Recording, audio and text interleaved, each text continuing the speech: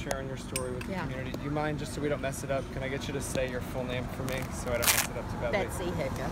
Hicka? Yeah, okay. Hicka is the last name. And they, you know, the kennel is my baby. Oh, yeah. That has been I can tell you, your employees were coming in crying this morning. It was really heartbreaking to see. I mean, they even called me from Chicago once on vacation. She heard about it and she called.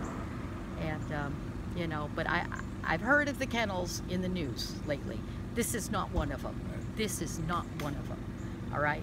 So I want to make that very clear to your listeners that we love every animal that's here. And, you know, we just ask that you give us, you know, some consideration and some, you know, I have a loss right now, so. Tell me about that. Yeah. Tell me about what it feels like this morning. Has it hit you yet? Are you? I was up all night.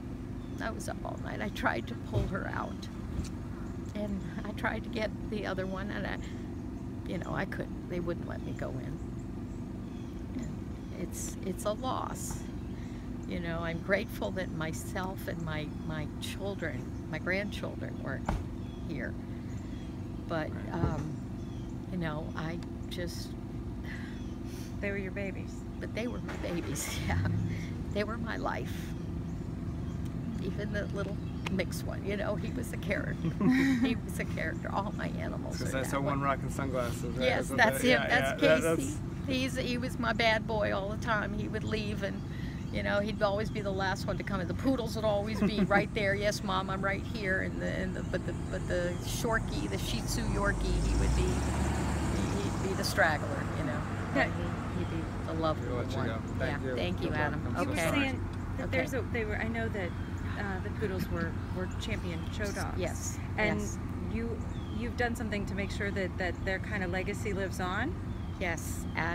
In March, I went ahead and collected semen, frozen semen from my champion male, and it's, you know, on frozen, you know, with the group that does all that, you know. Do you plan to? Oh yes, oh yeah, to Savannah, that's down there. Yeah, so I will.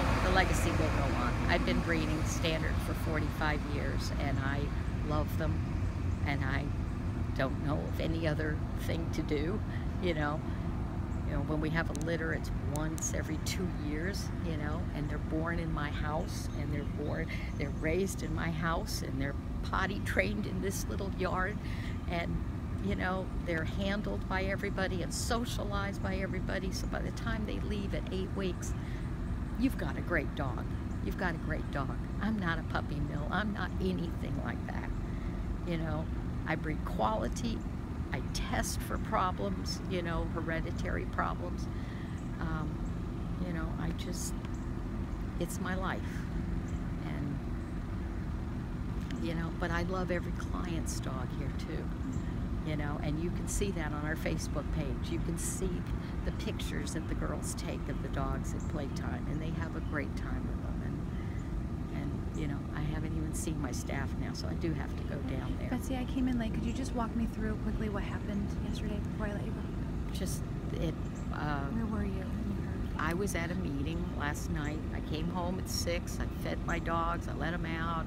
Did everything that they needed to be done. I said, Mom's gonna go to a meeting. I'll be right back. It was at the Bloomingdale Library, and pulled in here at 8:30, and here were the trucks, and here was smoke coming out, and I was beside myself. I jumped out of the car. I ran to the house.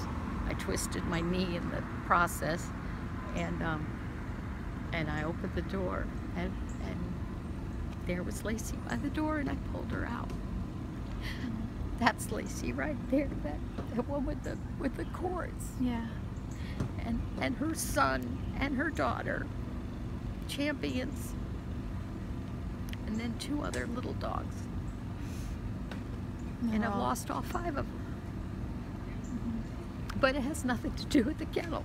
The kennel is a good place. And I don't want this to show.